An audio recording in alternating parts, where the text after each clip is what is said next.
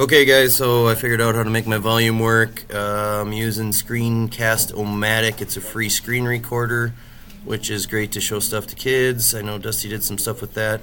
But what I was going to show you is from the home screen of Schoology. If you go to Resources and then go to Personal, you should have down here, I shared this with you, Schoology Tech Ed Safety.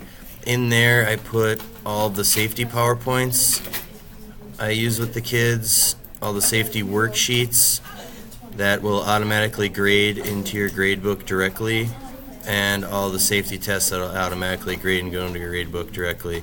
So if you want me to help you get that stuff set up, so you don't have to do any more grading and then the kids can do their stuff all self-motivated at their own pace, we can do that.